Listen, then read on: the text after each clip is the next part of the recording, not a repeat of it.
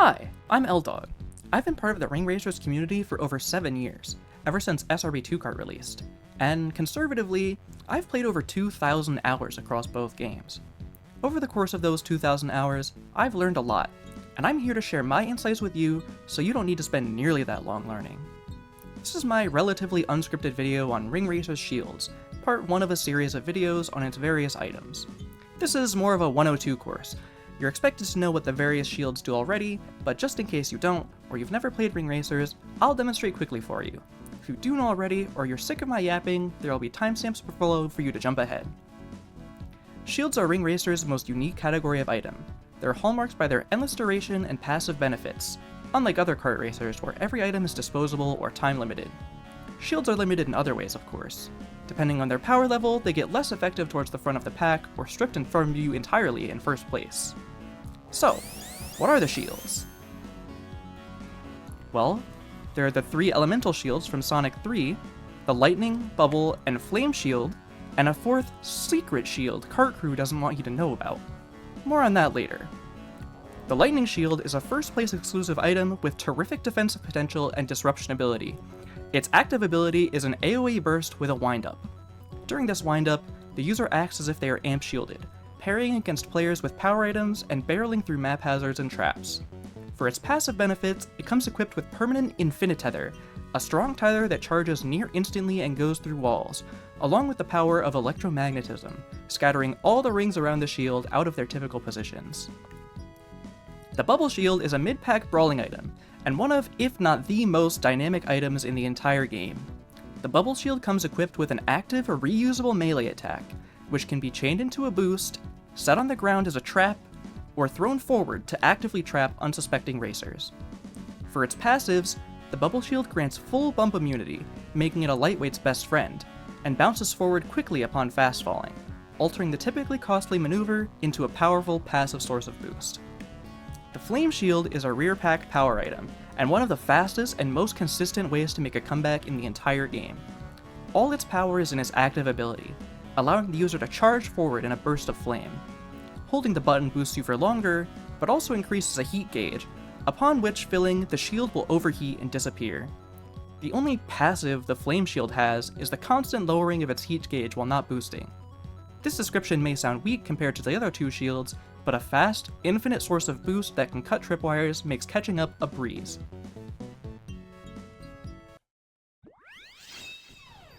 For the first time, welcome bots to RR102. We need them to show off the Lightning Shield's most underutilized effect, its passive infinite tether. This is a first place exclusive item. Unless obtained from a capsule, there's typically nobody to tether off, and most players I see activate the AoE when someone makes an overtake attempt. However, infinite tether can be extremely powerful on straightaways, and against players trying to overtake with boost items. Let's wait for the bots to pass me, and I'll show just how strong infinite tether can be.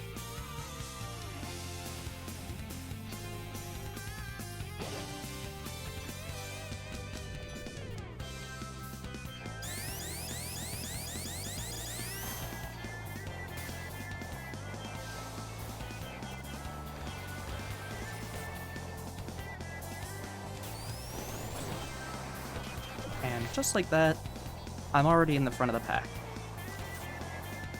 Keep in mind, tether is the final multiplier on all boosts. This includes ring payouts from checkpoints or capsules, sneaker panels, and wave dash boosts, all of which can be attained while your item slot is full. Additionally, the further you are from first, the more amps are paid out per hit.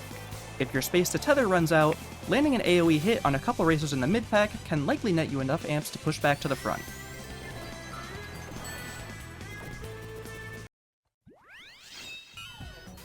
Marble Garden is the perfect place to showcase the Lightning Shield's other passive effect, electromagnetism.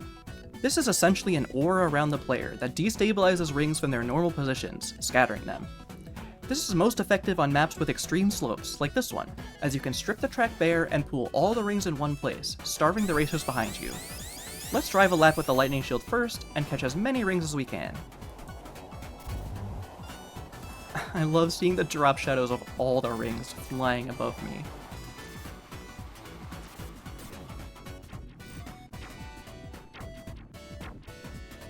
Excuse me.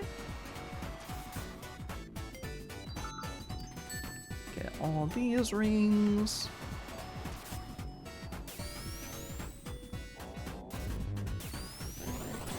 Can't use rings here, so I'm gonna build a wave dash to help me up this slope a little bit.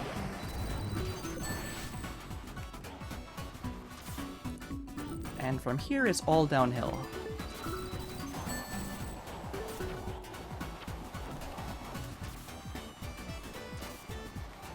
Oh, this part is so satisfying. That's another benefit of this strategy. Sometimes it's just extremely satisfying. It doesn't give you a competitive edge, but who cares? Now, let's see the damage. At the bottom of this slope, there's pretty much all the rings that we've grabbed here. And if we come around here, you can see all the rings pooled in some place that you would really never be able to grab them in a normal race. This strategy disproportionately harms lightweights, who rely more on rings to keep pace with the other racers. The pools where rings accumulate create incredible trapping opportunities as well, whether on the next lap or if you're trailing a player with a lightning shield. Good luck picking a banana out of this mess. While driving the track without rings is slow, keep in mind that this is a passive benefit of the lightning shield. You can be infinitethering and interfering with the on-track rings at the same time, completely altering the dynamic of the race as players are starved, all by just existing with the lightning shield in your slot. There's so many. Oh, it actually lags my game how many rings there are.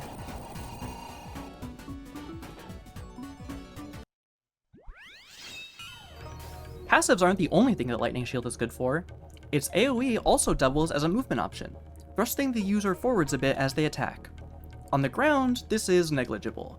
It can help sometimes, but rarely does it move the needle. In the air, though, is another story. If you time it right, you can zoom forward with the trick prompt up. Stacking this momentum with the forward trick will launch you much further than typically intended. Observe.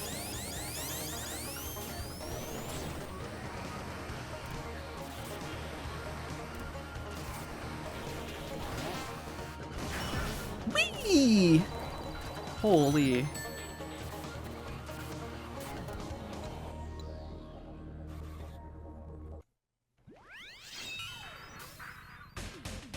Rarely does the invincibility offered by the Lightning Shield's windup offer more opportunity than on Spring Yard. This map has a relatively simple layout with a ton of hazards, cycle or otherwise, littering the track. About to hit a bumper? Just say no. Slow cycle hazard impeding your front run? Just say no. This faux amp shield is also especially great for countering jaws, giving you omnidirectional protection from an omnidirectional threat.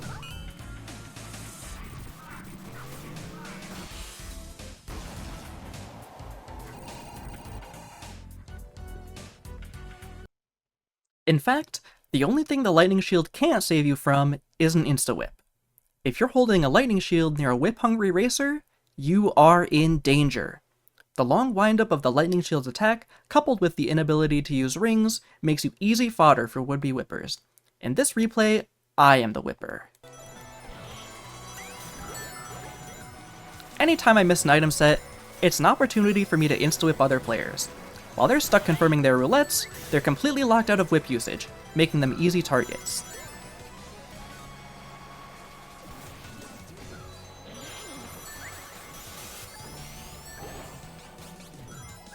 Missing the final item set of the race can be a death blow, so I decide to take matters into my own hands. This player isn't able to react in time, and I'm able to whip before they're able to burst. Make sure to give these players a wide berth, but if all else fails and you find yourself about to be whipped, there is exactly one thing that can save you. Ring Veil will drop your Lightning Shield on the ground instantly and give you a burst of speed to get away, but leaving a high-value runner item on the ground like that will likely not end well for you. Bail responsibly.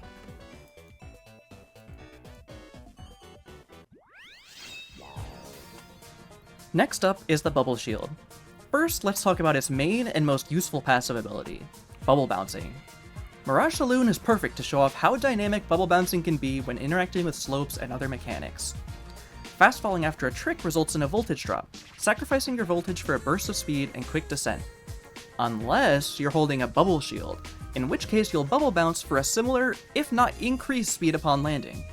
Did I mention you get to keep your voltage too? This completely removes the opportunity cost of voltage dropping, making it the clear choice as long as you have a bubble shield.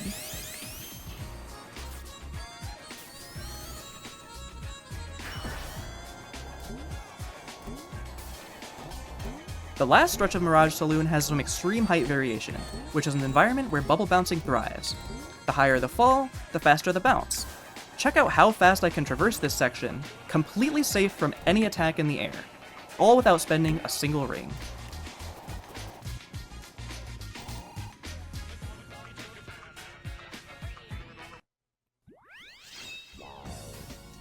Bubble bouncing is good for more than just big drops though.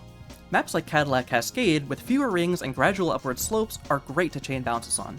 Keep an eye on the speedometer and check how fast we move through the stage without needing to divert for rings.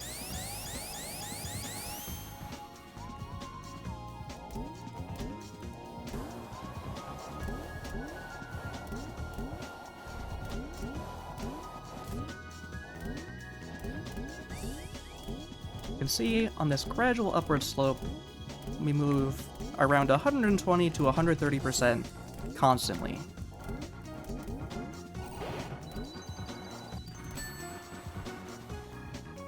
All this extra airtime becomes much less appealing when you can otherwise get a sneaker panel boost and wave dash though. Bubble bouncing is situational, but works in more situations than you might initially expect.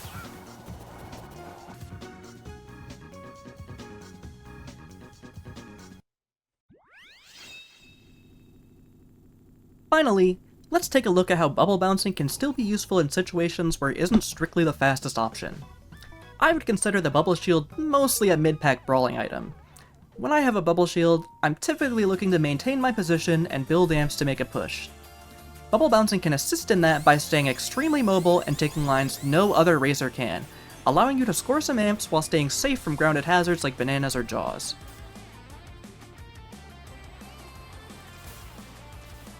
In this replay, I'm just gonna bully the CPUs to build some amps and then make one final push.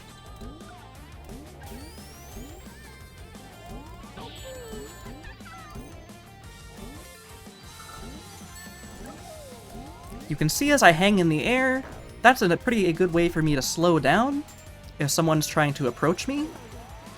It's very difficult to pass under me because I can just fast fall on top of you. Bubble bouncing also lets me sideswipe other racers rather easily, cutting through these off-road corners and taking weird lines that they might not expect.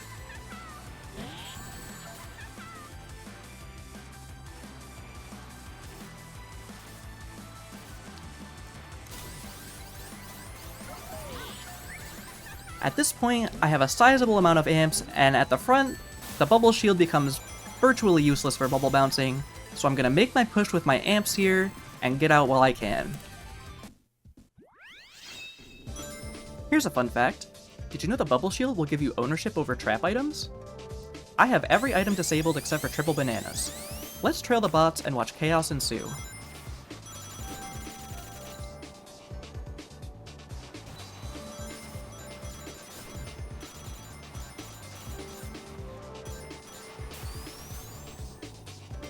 Now that we've gotten to the first checkpoint, the party can really start.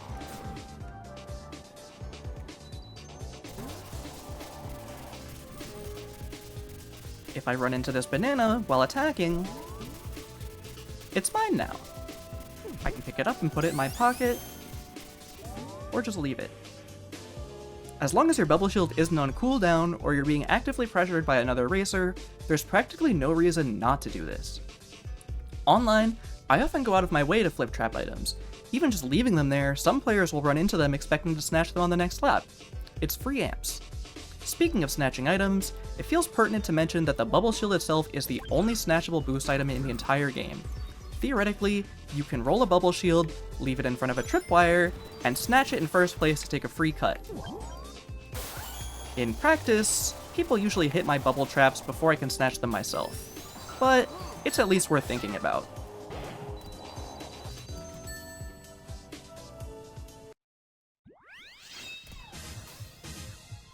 Finally, let's talk about the bubble shield's other movement ability in a little more detail. Inflating the bubble shield and holding back will perform a bubble burst, discarding the shield for a momentary burst of speed that can cut tripwires. Like the lightning shield, on the ground and without a tripwire, it's not always enough of a thrust to move the needle. In the air, however, the bubble burst is by far the most powerful movement option in the entire game, for one simple reason. Most thrusts in the game, from super rings or other shields, send you towards your momentum angle, which we discussed in the previous video. However, the bubble burst is unique in sending you towards your facing angle, making it the only item in the game capable of changing your direction midair. Let's put it to the test using Labyrinth's final 2 jumps as an example.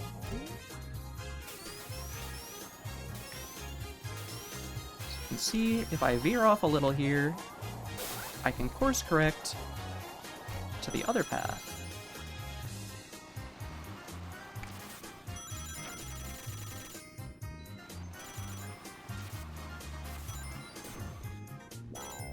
Or, taking these gray springs here,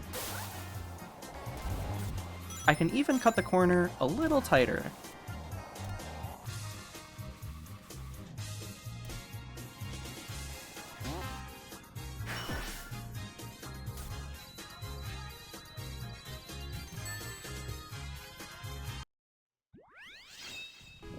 To cap off the elemental trio, we have the Flame Shield.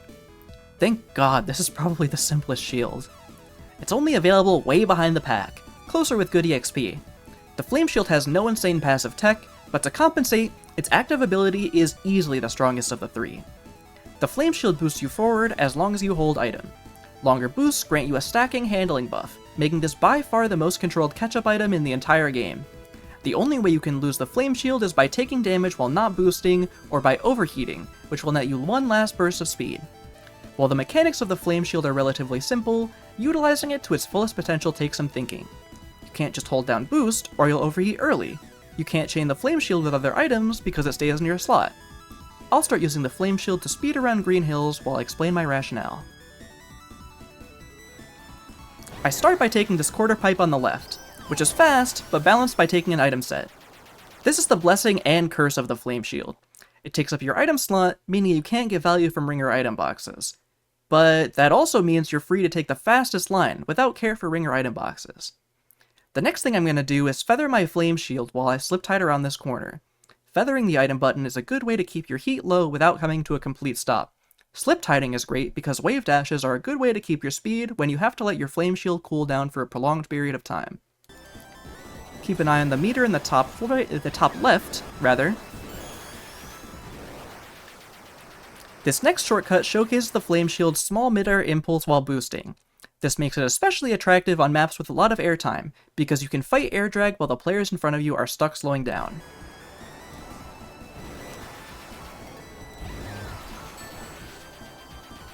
On these long straightaways, you can see just how fast you can get the Flame Shield going flat out.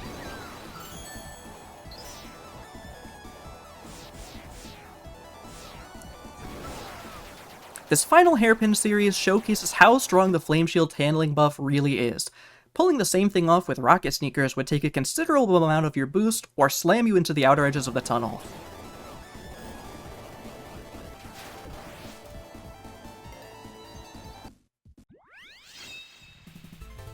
Have you ever rolled Rocket Sneakers on Mega Flying Battery?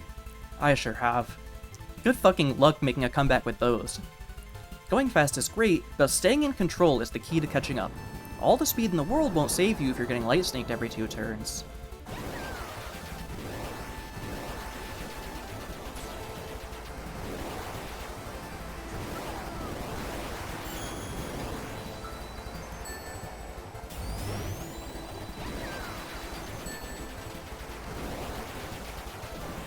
Notice how I let off the throttle when approaching sharp turns, and how I'm always counter-drifting and counter-steering to keep ahead of the track and always face towards the next turn.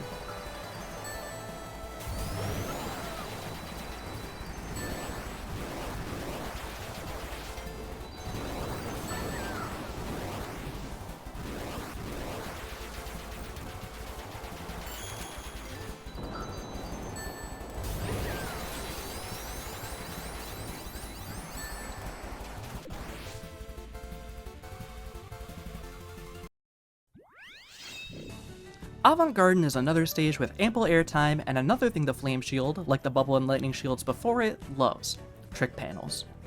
I've yapped enough for this portion of the video. I'll let the insane line I can take with this thing do the rest of the talking.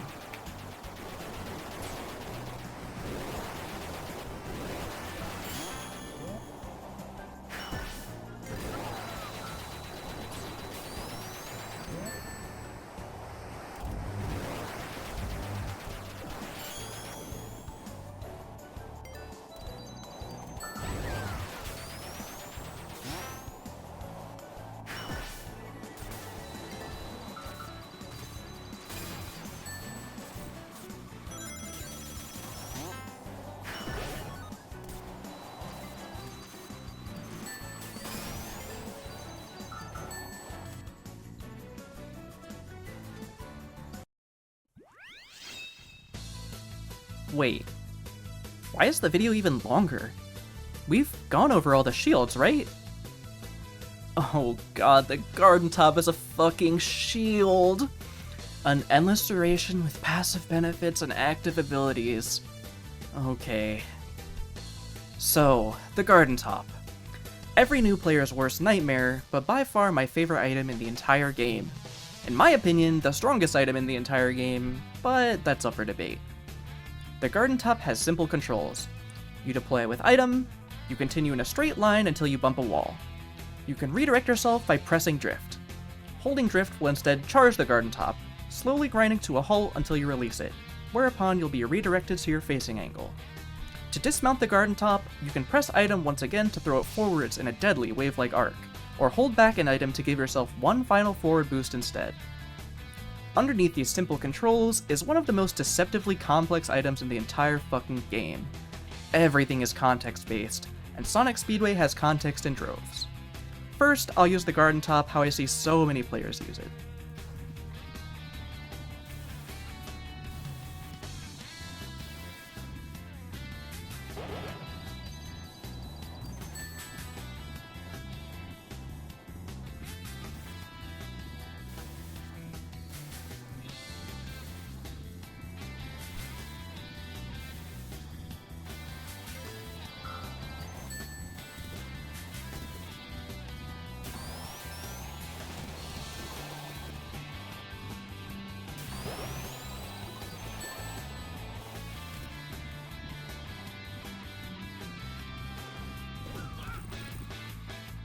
Best item in the game?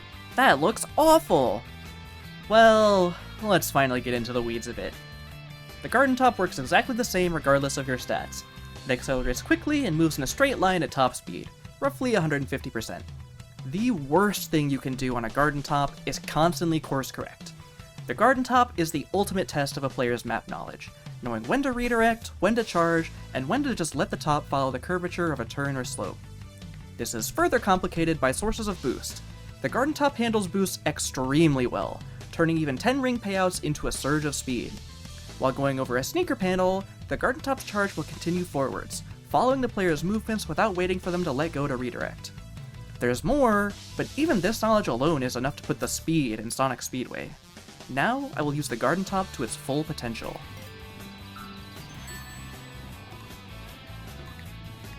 On these long curves, I'm not going to bother turning. The curve will turn for me. I'm going to divert for sources of boost, like this ring capsule here, or sneaker panels. And since the Gardentop ignores off-road, you can just scoot right along through here. Another thing that you can do that will really help is pre-turning. Don't be like the first example where you only turn while you're charging. You can turn at any time and the Gardentop will continue moving, so just turn to face the angle that you're about to go.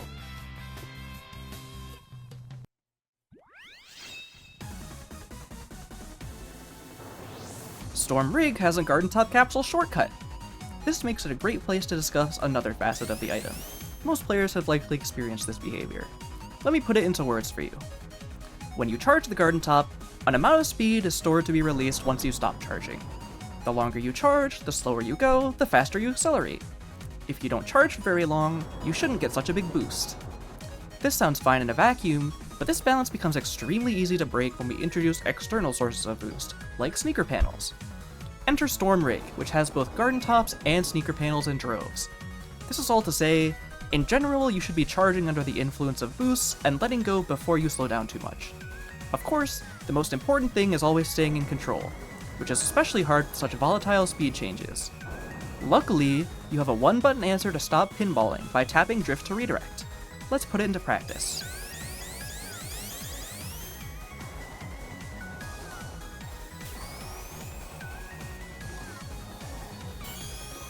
Whee! Charger panels with the Gardentop are especially funny.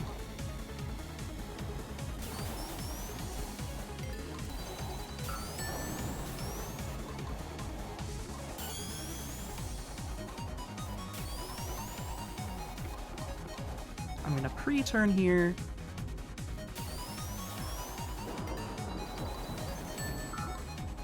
Very nice. Optimizing your Gardentop routing is all about covering the most ground in the fewest possible actions.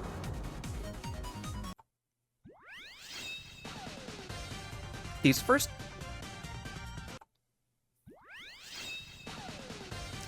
few turns of Rumble Ridge are a great place to talk about the next piece of the puzzle, slopes. Slopes and sneaker panels both extend your charge, but while sneaker panels boost you in the direction you're facing, slopes are passive and don't boost you at all. Your charge will follow the direction of the slope, not the direction you're facing, requiring more small adjustments to keep on track. Observe.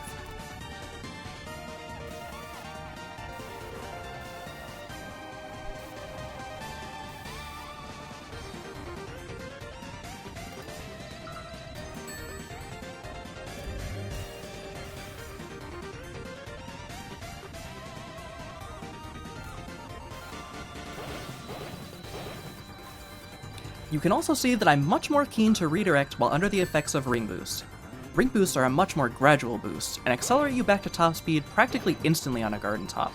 Since they're gradual, unlike a sneaker panel, I'm not pressured to charge and make the most of them, instead letting them carry me while I redirect freely to take a safer, cleaner line. Now that we've covered the quote-unquote basics of the Gardentop, I'm ready to share with you the one hidden strategy that will elevate your Gardentop lines from good to great. A strategy I discovered completely by accident with absolutely no visual or audio feedback. This shit is not in the manual. I'm talking about Gardentop Instacharge. Remember when I described the balance of charging slowing you down and releasing speeding you up? Well, that dynamic only applies on the ground, and for some reason, your charge is counted even while airborne.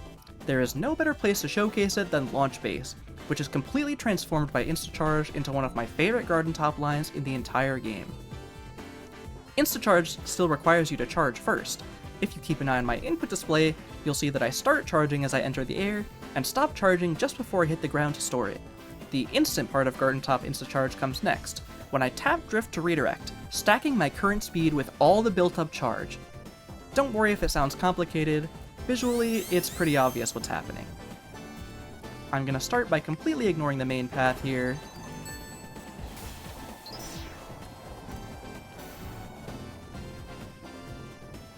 I'm gonna hold Drift around this turbine to store a charge, and then turn immediately towards the checkpoint and just take the most direct path there.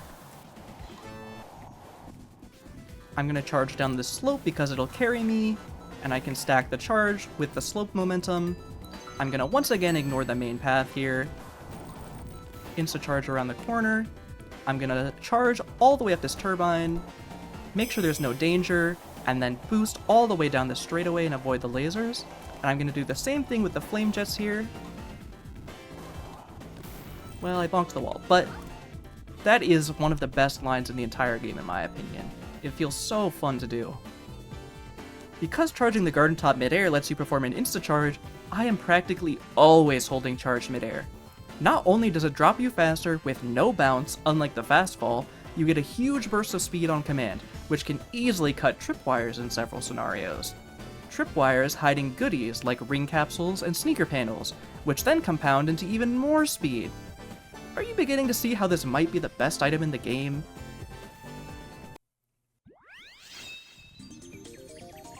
Since this video is so damn long already, I figure I'll throw in one more Gardentop line as an example. I've already taught you everything I know, so consider this a quiz. Ask yourself why I'm doing what I'm doing. If you don't know, rewatch the Gardentop section, and if you still don't know, drop a comment and I'll do my best to explain it to you directly.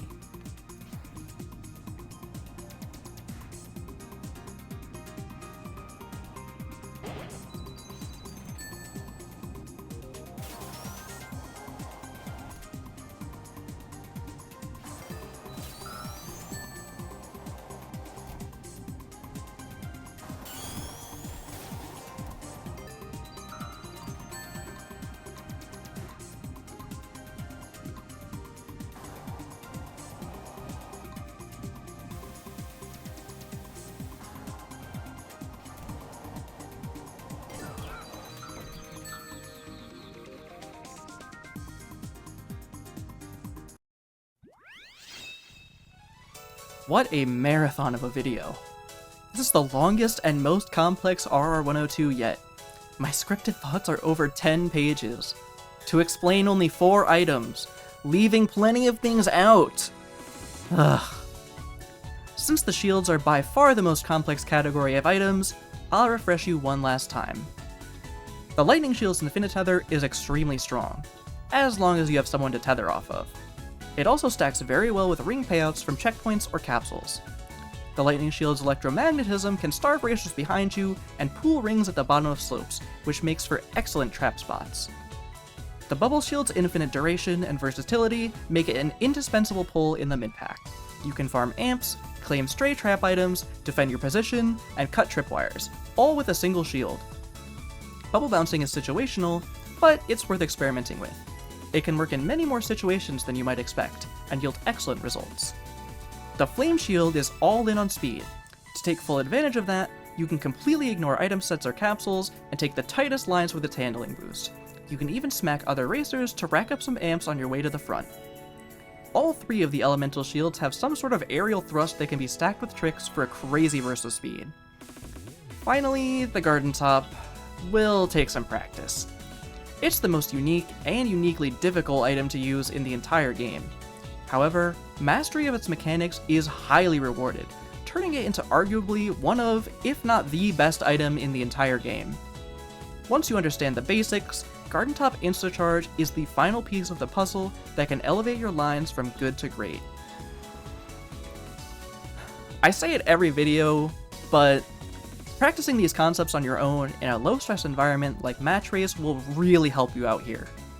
I know practicing stuff like ring maxing or counter drifting by yourself has limited appeal. However, I genuinely have a ton of fun figuring out lines using the Gardentop, finding the best places to bubble bounce, and taking maps at insane speeds with the Flame Shield. It's a fun diversion, and the muscle memory will help you out a lot in the long run. As always, thanks for watching another Ring Racers 102 video. If there are any aspects of the game that confuse you, or you think warrant a deep dive, let me know in the comments. I hope to see you in the next one.